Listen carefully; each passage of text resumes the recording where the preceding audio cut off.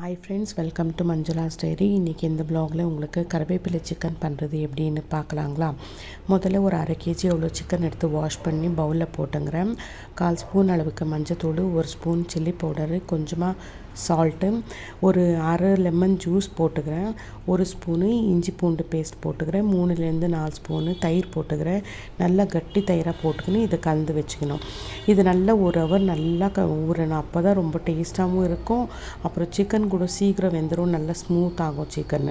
இதை நல்லா மிக்ஸ் பண்ணிவிட்டு 1 ஹவர் நல்லா ஊற வச்சுருங்க. அட்லீஸ்ட் 1 ஹவர் ஆகலைன்னா ஒரு 1/2 ஹவர் ஆகுது. இது நல்லா ஊறணும்.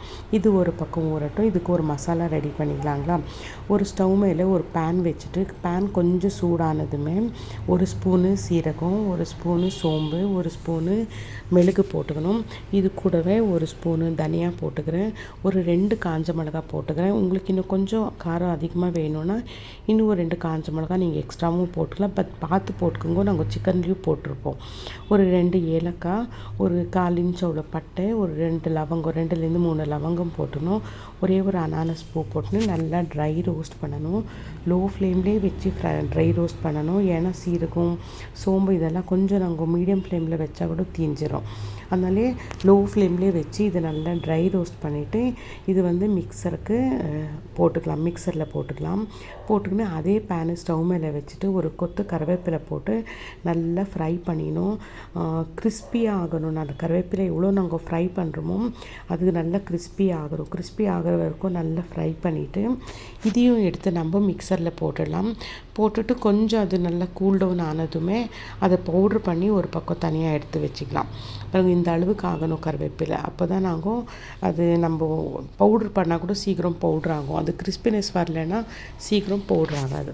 அது ஒரு பக்கம் இருக்கட்டும். இப்போ ஒரு கடாய் வச்சுட்டு ஒரு 3லேருந்து 4 ஸ்பூன் எண்ணெய் போட்டு, எண்ணெய் சூடானதுமே 2 வெங்காயம் போட்டுக்கிறேன். 2 வெங்காயம் போட்டு நல்லா ஃப்ரை பண்ணணும். லைட்டாக ஃப்ரை ஆனதுமே ஒரு 1/4 ஸ்பூன் அளவுக்கு மஞ்சத்தூள், 1 ஸ்பூன் அளவுக்கு இஞ்சி பூண்டு பேஸ்ட் போட்டு நல்லா ஃப்ரை பண்ணணும். இஞ்சி பூண்டு ஸ்மெல்லு, வெங்காயம் ஸ்மெல்லெல்லாம் போகிற அளவுக்கு நல்லா ஃப்ரை பண்ணணும். மீடியம் ஃப்ளேம்லேயே வச்சு ஃப்ரை பண்ணிவிட்டு ஒரு தக்காளி போட்டு நல்லா ஃப்ரை பண்ணணும். போட்டு அதையும் நல்லா ஃப்ரை பண்ணணும். நல்லா ஃப்ரை பண்ணிவிட்டு இது கொஞ்சம் ஃப்ரை ஆனதுமே லைட்டாக கொஞ்சமாக உப்பு பார்த்து போட்டுக்கோங்க. ஏன்னா சிக்கனில் போட்டிருப்போம், அதனால் பார்த்து உப்பு போட்டுக்கு நல்லா ஃப்ரை பண்ணிவிட்டு நாங்கள் மேரினேட் பண்ணி வச்சுருப்போம்ல சிக்கனு, அதையும் இதில் போட்டுட்டு நல்லா கிளறணும். நம்ம நல்லா கிளறிட்டு லைட்டாக லிட்டு க்ளோஸ் பண்ணி வச்சுட்டு ஒரு செகண்ட் விட்டால் போதும். ஓரளவுக்கு கொஞ்சம் தண்ணி விட்டுக்கும் பாருங்கள். இதில் நாங்கள் தண்ணியே மிக்ஸ் பண்ண வேண்டிய தேவையே இருக்காது. தண்ணி போட்டோம்னா ரொம்ப நேரம் நாங்கள் பாயில் பண்ண வேண்டியதாக இருக்கும். அதனால தண்ணி போகாதீங்க. நல்லா ஃப்ரை பண்ணிவிட்டு மறுபடியும் லிட்டு க்ளோஸ் பண்ணிவிட்டு இன்னொரு 10 நிமிஷம் நல்லா வேக விட்டுடுங்க.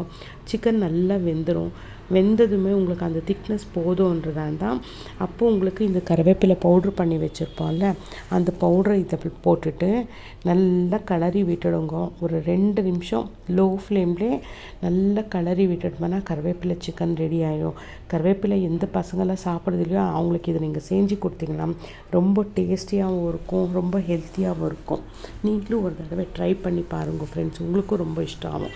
உங்களுக்கு இந்த வ்ளாக் இஷ்டம் இருக்கும்னு நினைக்கிறேன். இஷ்டம் இருந்துச்சுன்னா லைக் பண்ணுங்க, ஷேர் பண்ணுங்க, மறக்காமல் என் சேனலை சப்ஸ்கிரைப் பண்ணுங்கள் ஃப்ரெண்ட்ஸ். தேங்க்யூ.